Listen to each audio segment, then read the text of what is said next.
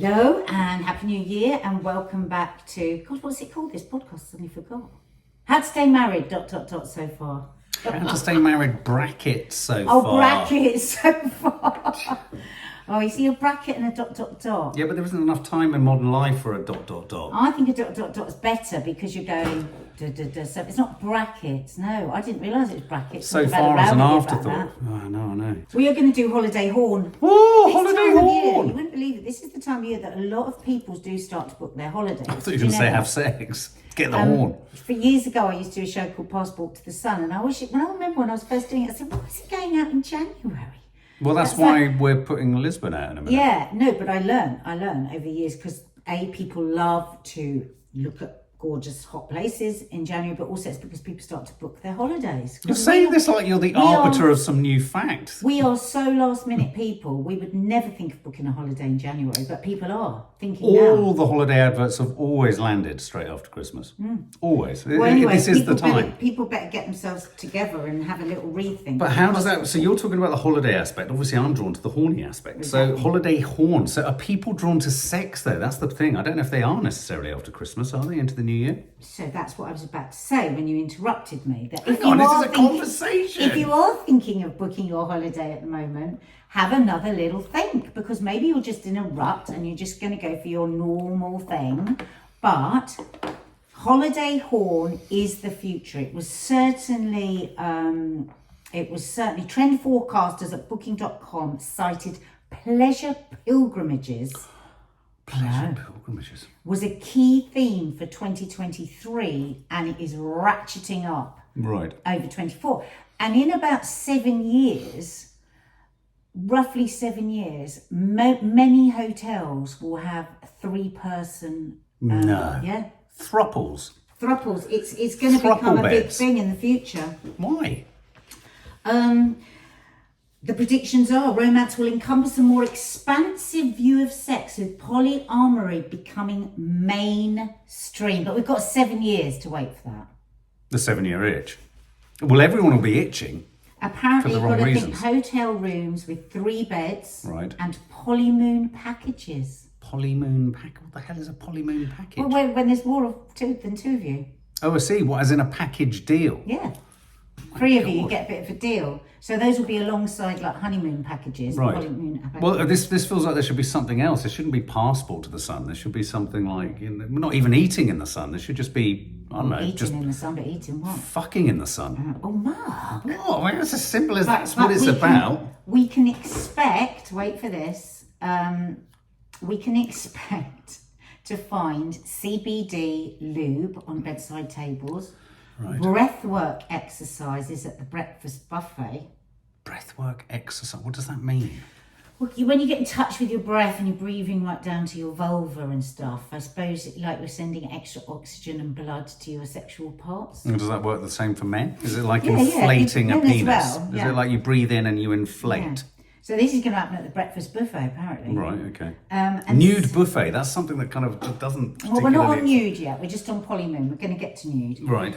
So these and sensory hotel suites that offer guided erotic play journeys via oral and augmented reality stimulation. You mean oral as in hearing? Yes, because it's spelled with an AU. Do you know there are some hotels where they have peepholes? Well, of course they are, but those are smutty ones. No. I'm talking about this becoming mainstream. This is in the article somewhere. You must have missed it. There are some hotels where you can elect to have, rather than a connecting room, you can have a room that, is connecting, but is only connecting with a peephole. Well, apparently after the pandemic, people's desire was more for closeness and intimacy and an escape, right? But now the emphasis is, and we've experienced this, we looked for the sexiest hotel in London in our couple does, didn't we? What did we find? Not a lot. God, I think it was the most unsexy place I've ever been. Well, it wasn't dirty. No, it wasn't dirty, but it was shabby. I love this. A growing crop of forward-thinking, culturally attuned hotels are making a more concerted effort to be more sexually open. I'm terrified. By what? by all of this. Why? Why are you terrified? Because now, even a weekend away, we're going to have pressure that we've got to be sexier, hotter, we've got to bring somebody else with us, we've got to bloody breathe into our vulvas over breakfast. Well, you've brought the breathing into your vulva thing. So, I mean, so what are we talking about here? It's going to be a lot cooler. Are we so talking this about... is the future. This is in 7 years' time. Expect this. Right. Hotels are going to be cool. Because at the moment, a sexy hotel is usually a little bit naff, but it's going to become incredibly cool. Right. Which scares the shit out of me as well. But there seem to be two different things here. There's lots of people in sort of monogamous, straight, gay, whatever, sort of, but one-on-one kind of relationships, like to go on holiday. I think we did a How to Stay Married about it. Holiday sex, having sex on holiday. The whole idea of, the expectation, the pressure, the thought, what are the most conducive circumstances for it. But this strikes me that this is about something different. This is about the arousal that can be created by going to places that are totally geared for this. Totally geared. So you know what you're going for. Right. Right. So Soho House already stocks high-end lubes in its minibars. So it's going to become high class sex in hotels. Right. Well, Puglia's Castle Elvira, which is a very fancy hotel, hosts nude life drawing classes. Well, I mean, it's going to get you going. Would that get you going? No, I don't think it would get me going. What if I was lying nude on a couch and you were having to draw me all day? Well, no, I think they're talking about groups of people drawing people, aren't they? Ah, well, that's what I'm going to move into next. Because you're trotting through an awful lot here without passing comment. Well, because I have passed comment, I think I think there is definitely space for sex, a bit more sex in hotels. Right. But what I worry about here, the way it's sounding, is going to be like a really competitive thing. I don't know if I want really the encouragement of polyamorous. No. But then that makes me feel really old fogey, because we are old fogies just having sex with each other, don't you? What do you mean? Well, it's not very forward thinking. In what way? Because more young people are having sex with multiple people rather than just each other. Oh. So what should we do? Well, we could do... I'm going to call her Laura. Going to call her Laura? We could do. Where is this article from, Mark? We ought to give them credit. Women's Health, I think. Women's Health. So let me set the scene. Okay. Oh. That was the post. That wasn't my knickers dropping off. This is from Women's Health. It's like, by day, right, I'm going to take you on a little journey. Okay. By day, the resort looks like any other harbour in the south of France. So, yeah, wandering around, sounds lovely. If you can get past the fact that no one has any clothes on. Really put yourself there. Don't answer in the way that you think you should or the way that you think you should for me. Really put yourself in there, because... And you? Well, no, I'm just saying, how would you feel? Me and you are there, right? And there's people walking up and down the harbour naked. I'd feel very, very self-conscious and awkward. Right. What would you be looking at? Well, without wishing to resurrect the shrunken penis situation, I'd be thinking... You can't just... This is your problem. You bring in a line like that's from another show. Go and check it out. Nobody will know what you're talking. Go and check it out. You haven't said where that happened. Just go across the channel, you might find it. Well, I mean, this almost happened to us in Ibiza. That cough's annoying, isn't it? It almost happened in Ibiza, didn't it? Where we went to a place which was meant to be a new... I don't find it titillating and I don't find it exciting. I just end up looking at them sort of thinking, whoa, all right. Why? All right, so the next bit then. But by night, the promenade, once packed with holidaymakers, becomes a sexually motivated catwalk. Right. There's a woman. Create the image in your head. Close your eyes. But do I have Close to? your eyes. Right. Close your eyes. There's a woman in crotchless PVC pants. Right. And little else. A man. What is she doing? Hang on. A man. What's she doing? She's fucking standing there. Close your eyes and go with what I'm reading you. There's a woman. Yes. In crotchless. Yes, we've got that. PVC pants. PVC isn't a great excitement to me. Mark, can you let me finish the whole Yes, sentence? just say it. My God, I'm never taking you on a holiday, Horn. Excuse me, can I just ask a question? Shut the fuck up. Right. There's a woman yes. in crotchless, don't say a word, I will finish this sentence, PVC pants and little else. A man led along by a harness attached to his scrotum. Oh, now I'm out. I'm out. And Laura, asterisk, that's not her real name, a 42-year-old business analyst dressed in a modest midi dress and willing her Aperol Spritz to arrive.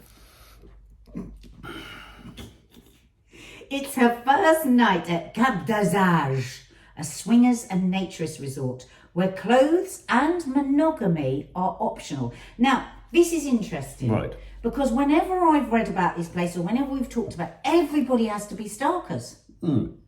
Right? And that is intimidating. Yes. Okay. So the article goes on, and basically this young woman booked this holiday because her and her boyfriend were in a real drought sexually, right? So without too much thought, she booked this holiday hoping it would be a bit of a life support to their sex life. And lo and behold, it was. She said she never felt so sexy. She never felt so gorgeous. They chose not to swap. Basically, she said it was all hot tubs, red velvet, leather beds. So predictable. She said, yes, it was a bit cliche. But she said it was like being in a permanent fantasy. Now, sexual fantasies, I've just remembered our daughter's boyfriend. Yeah, actually, you need to go and shut the door.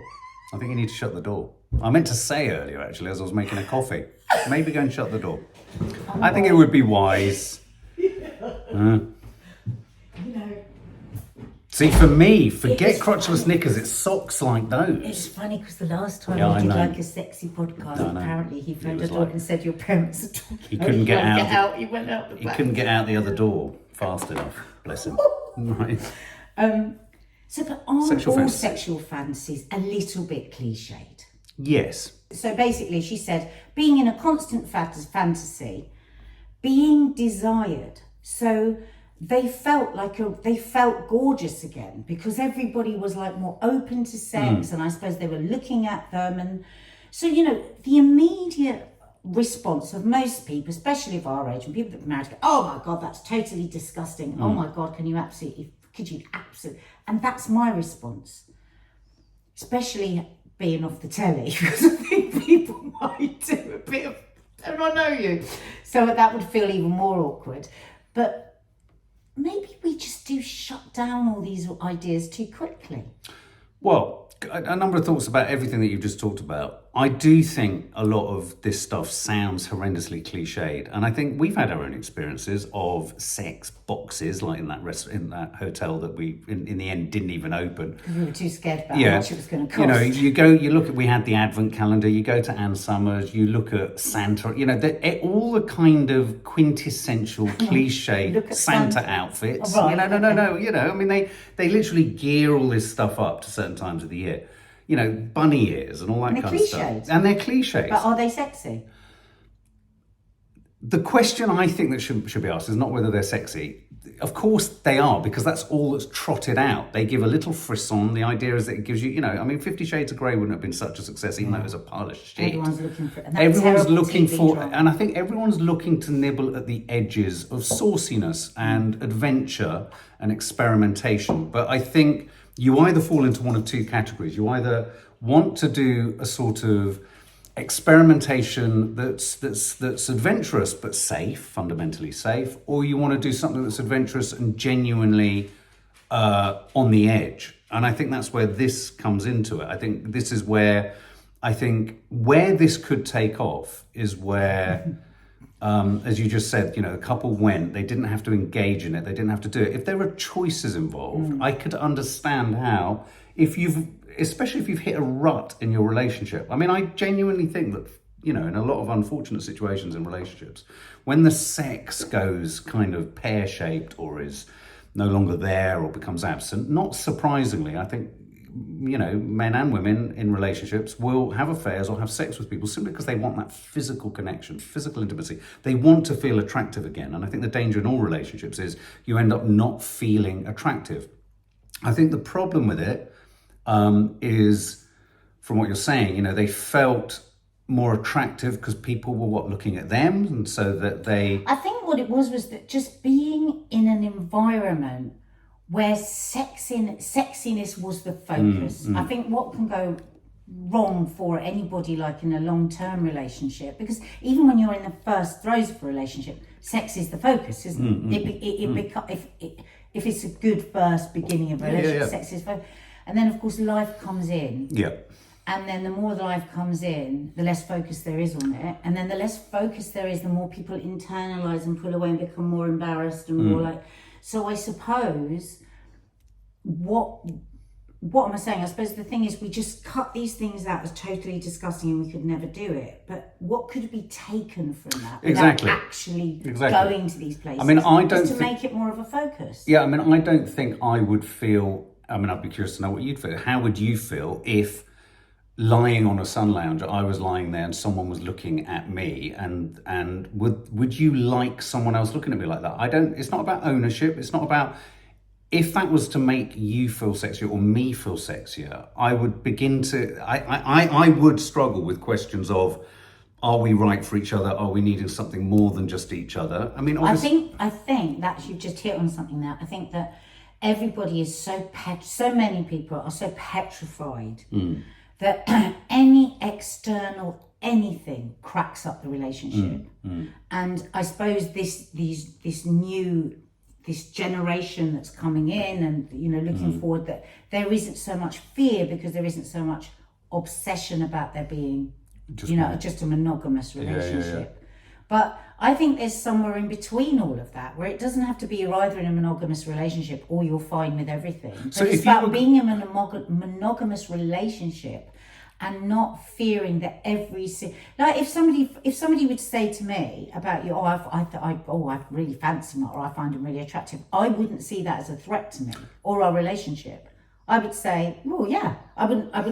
But if someone sat over there finding me really attractive made me want to have sex with you, would that make you feel a bit weird? If somebody were over there was kind of looking, so sat over there was at the bus stop. It was looking at me or was looking at you in a certain way, and then it made us want to have sex. Wouldn't that make you feel like there'd been has a boundary of some form been crossed there? Yeah, I mean, I don't think I'd want somebody literally sitting there going, I want sex with him. But I think what they're talking about is there is an atmosphere where sex is permissible. And for those of you who want to reach beyond that towards polyamory, you can. And if you don't want to, reach more to your own partner, because I think take the polyamorous out of it, and within a monogamous relationship, I think fear of everything is actually what closes people down sexually. Fear of being vulnerable, fear of being laughed at, fear of not being enough. And of course, we're all brought up to think of sex as something shameful and hidden and secret. And that's why so many other cultures will look at us as Brits and think we're all mad. What's wrong with us? What's wrong with being naked? What's wrong with swinging from the chandelier? And we are very repressed. Yeah, no, I agree. I mean, I'm a big fan and a believer in adventure, and I think it's all right to be adventurous, to be saucy, to have role play, to wear stuff, as long as you're not doing anything against anyone else's desires or wills. And I think we've often talked about this when it comes to polyamory and wife swapping and all that kind of stuff. It's the idea of how can you really honestly distinguish between, the person who wants it more than the other person, and to what extent is one other person going with what the other person wants. So, for example, for me, I know for a fact I would not want to have sex with someone else, and I know that I would not want you to have sex with someone else. But that doesn't mean that in one's adventurous kind of, kind of sweet nothings or whatever, that you don't toy with all sorts of kind of stupid ideas or fantasies in your sort of mind or what have you. But that, again, that is a thought, going back to Ricky Gervais's idea that a thought, you are not your thought, doesn't mean you want to do it. And just because you have the thought doesn't mean you have, there are some people though who go, if you think it, you've been unfaithful. If you think about having sex with someone else, it's like, I genuinely don't think about having sex with someone else because I feel attracted to you. But if I knew that you did, I would feel really hurt. So, the reason I'm saying this is, then going to somewhere like this, how troublesome would that be for me? That maybe what was making you excited and more sort of, adventurous, is the thought of other people. And then I get into a place of kind of going, oh God, it's not just me. You've just summed up exactly the difference between our generation, I think. Well, not I shouldn't say there's plenty of people of our generation that are totally free, but that is the nub of it, isn't it? Or the knob It's of it. like, the knob of it. That is the knob of it. That's why we will always go, oh God, no, because it's uncharted waters. It's like dicing with death. It's swimming with the sharks. It's like, why would people take all those risks of being in an atmosphere where sex isn't shameful and sex is okay and there is no... I mean, for me, just the very thought of it makes me feel physically sick, being around people that are like totally fine with having sex and da-da. But I am interested in why that is. Where does that come from? Where does the shame come in? Because it is about shame. It's about, about if you think or behave outside these parameters, then there is something wrong with you. But I think it's also simple. I think there are a number of other cultural fit factors here as well. I remember as the pandemic happened, this happened after World War I because of and the Great Depression. You had the Roaring Twenties, you had promiscuity, you had drugs, you had the high life. It's a bungee jump kind of response to repression, abstemiousness, austerity, and conflict. And you could argue that maybe the ping back towards all of this is because of the pandemic and austerity. That's the analysis. And all that kind of stuff. So I remember saying actually way back in lockdown, one of our lives, I said, you wait, when we get out of this, everyone's going to be going shagtastic. Yeah, exactly. It's going to be shagathons and all sorts of things.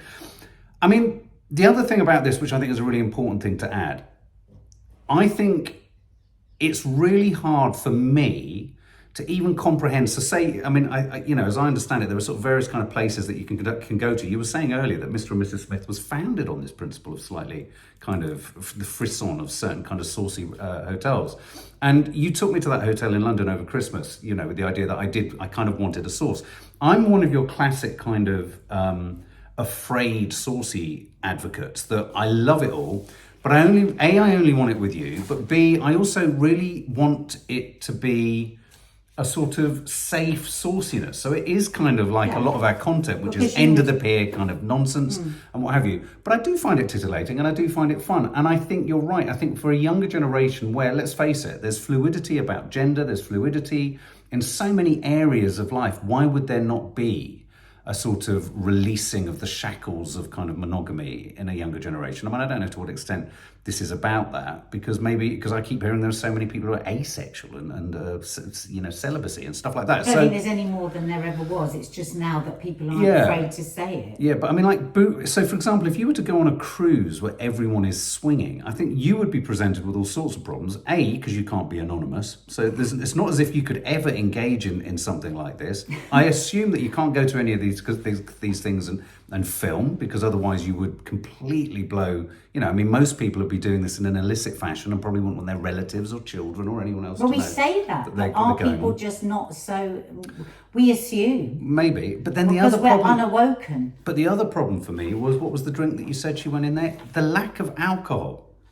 Now, if we weren't together and I was still drinking, I think alcohol as an inhibitor, is a major part here. I could not imagine even being able to entertain the thought of sitting with someone, a whole bunch of naked people, unless I thought that I was having a drink or some kind of... But that goes back to inhibitions, doesn't it? There are many people... Yeah, but most people will go with the drink. Don't have the inhibitions. Yeah, but I bet they're drinking. But we immediately think, God, they're probably a bit perverted, which is terrible. Yeah, no, I get it. So I get bad. it. No, I think it is. I do. We do, I think, judge people that aren't inhibited about sex as to be weirdos or pervs, which is totally wrong and unfair. It's just that they're not restricted or prejudiced against themselves. And I wonder, are they people that have been brought up with no... Like, I talk to the girls very, very openly about...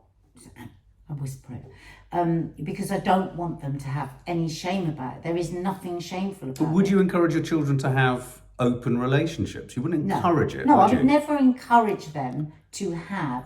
I would never try and lead them by the nose to anything. What I try and do is say, the beating heart of everything that I say to them at the bottom of it is whatever makes somebody happy, and that it's two people that want to do it and and that feel safe. There is nothing I would judge. That's what I say. because there isn't. I wouldn't judge it. You know, so one person's pleasure is another person's pain, and you know, and we have to accept that as long as everybody's consenting. There's nothing wrong. That I want to get into there. There is nothing wrong with anything. No, absolutely. So would you find it saucy to be in a hotel where there were lots of people having sex around you? No. Would Because it make you even feel when more... we've been in a hotel, do you remember last time we were away and we kind of heard somebody down the hall a bit? I know what you mean. And we were like, we were just like, it was the most, the last 2 hotels I've been, I've just heard people banging away. Right. Just like... Well, banging away isn't pleasant for anyone, is it? But I mean, it's not there was this woman and she was just like, it was like me and Kay was saying, because me and Kay were in bed, nothing is... Well, that sounds strange. Explain. Well, we were sharing because we were doing loose women the next Me day. and Kay were in bed. Well, we were. No, but it sounds She's funny. lucky because she's deaf in one ear, so she had her other ear down. She didn't hear it for ages, and I was lying there going, I can't do this. So oral sex means something very different for Kay. Because it was like, I knew she was acting. I knew it. I knew it. Right. And I was lying there dissecting it all. I was like, oh my God, somebody needs to tell her because maybe this is what she always does. And like, what if this is like her first couple of dates? She's going to have to do this every time. That's how I went. I was literally a sex therapist in the room. There is no way I could be turned on by hearing somebody else having sex. No way. But I don't like to think that anybody, if I'm in a hotel room, I don't want to even think that anybody else is turned on by a it. good-looking couple sat by the pool, looking made me at feel you, insecure. finding you, kind of, and looking at you in a sort of It would make me feel insecure, but I'm not a nubile 25-year-old that gets off a bit on being wanted and desired by other people, so I don't know. I don't know whether that's age-related or...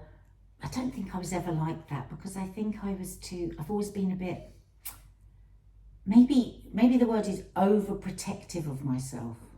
You see, the thing... Overprotective. See, I think I'm like a helicopter parent to myself. You see, one of the things I think is, you know, you get into these conversations and you're right. And I think we're those kind of people. You ask questions of yourself. You think, well, am I too prudish?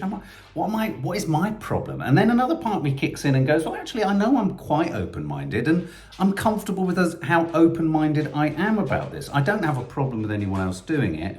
I don't even have a problem necessarily with being in a hotel, say, that's geared towards this kind of thing, as long as I'm not having to share a hotel room with them, or there's a peephole with someone looking at me, and I've noticed a line in the article you're having to breathe into your vulva at breakfast. Well, breathing into your vulva, I wouldn't mind breathing into your vulva. Sorry, I didn't mean it like that. But this makes you sound like a balloon. You did mean it like that. But there's a moment which I've just seen here where someone says they lay in something which wet, which they didn't want to know what it was. At that point, you're into all sorts of stickiness that I can't bear the thought of. So if I was to book you into, say, I'm looking here, Hedonism 2. If we were to do Hedonism 2 as a couple does, the world's most famous clothing optional resort has a prude side and a nude side. Most guests hang out quite literally in a packed naked pool. We couldn't do it because you'd be recognised. We rushed over the last bit there, which is most of the guests are all together in a hot as soup of a swimming pool naked. We'd be the prude side. We would. We'd be on the prudish side. Well, but would that not in its own way be quite nice? Exactly. I mean, I agree at that with what point, you say. It's like I want to be adventurous, and then when I get to the edge of the cliff, I go, I really want. Thanks. You know what? Let's go and watch Netflix and chill. Let's just go to Mallorca again. yeah. Well, fucking hell, they're a bit dodgy out there as well. But I think the thing is like I am not in any way disappointed with myself. I don't want to be less prudish. I don't want to be this. But what I am interested in is like just thinking more about the first thoughts that I have when I hear about things like that. Or if somebody was sat opposite me and say, oh yeah, we're actually going off to a hotel where we're all going to be naked and we're going to have sex. I'm going to be like, I don't want, if a friend of mine said that to me, I know, and I think I've said this in a previous podcast, that every single time I see them, I'm just going to be thinking of that.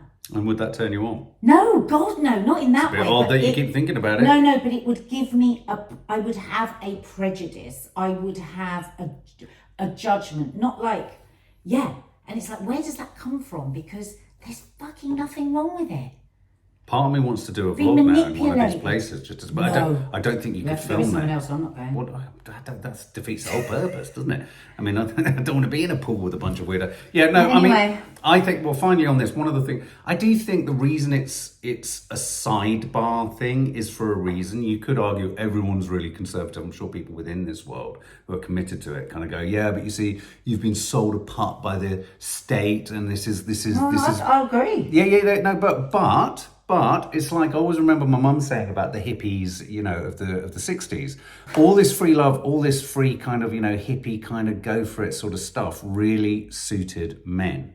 It's weird, having been brought up by a very hardline feminist, I can't help but feel at the back of all of this, the industry, the catering for it and everything, even women thinking they like it, this is terrible, I can't help but feel that and of course there are lots of women. To check on the power structure. To check on the power structure and to check on where the pressure's coming from. Because all I ever do read, not that I look into it often, but whenever you've seen, but when a polyamorous story comes up or a throuple story comes up, and then you're taken off to this group says something about it, they do often say, and I think it's a really responsible thing to say, they say, be careful, because you can find yourself getting into situations that really, really get emotionally complicated. But don't if you can't think deal that's with it. still tied up in the fact that so much about sex is secretive, so much about sex is shameful, and I think that makes people more vulnerable to the sort of person. So I think if you've been brought up where sex shouldn't be happen and you know you should be ashamed, I think you're more vulnerable to somebody manipulating you because you've not had those conversations, you've not discovered your own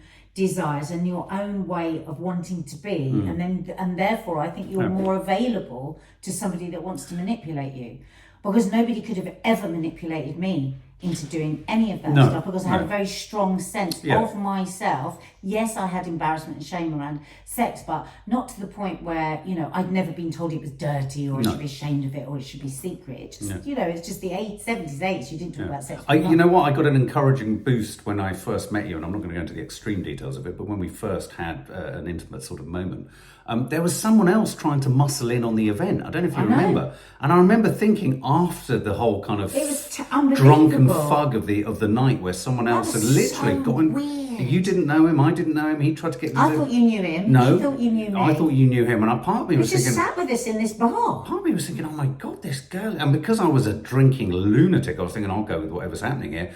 But thank God you weren't part of that sort of whole thing. Because no. But it was interesting because he walked all the way back with us to the I know. It's quite sinister when you think. How did you get rid of him in the end? We both. I think you said something. I said something quite sort of strident as we got into the lift. So I think it's time. I need to say. I think I pulled the director card. I've got to see her safely to her room or something like that.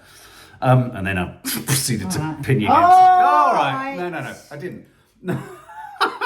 No, but you're right. No, I think the thing that you said that I really like is, and what I would encourage people is to not be afraid of safely with your partner, being playful and adventurous in talk, in intimacy, rather than necessarily feeling you have to go this full lurching towards meeting other people. You know, that's not necessarily the solution. If you can try and break down some of the barriers, I think it goes a long way to spicing up your sex life. I would love for people to leave a message under here and just like help us work out a bit what it is we're trying to say and what we're thinking. Maybe you're somebody that is one of these people that goes to these and actually just feels a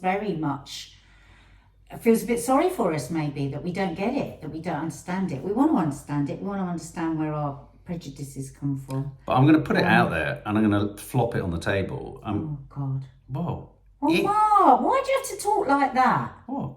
You're bringing all sorts Flop of things. what onto the table? This idea that we're quite happy.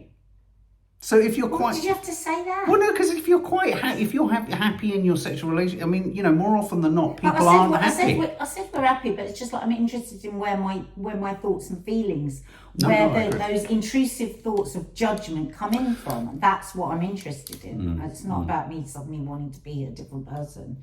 I think it's always good to interrogate when things come up that you know are judgy. It's like, where has that come from? Who's fed me that? You know? I agree. I'm overprotective. Anyway, I've got the harness outside. You clip it onto the back of the scrotum and you pull. As long as you wear the PVC crotchless pants. Okay. Anyway, thank you so much. Do share this podcast with other people. Please do subscribe. We never say this. We need to say it more. Why don't you say it now and I'll pop it at the beginning? Nah. Nah, fuck Just that. next time Yeah, we'll try and next time. remember. All right. Bye.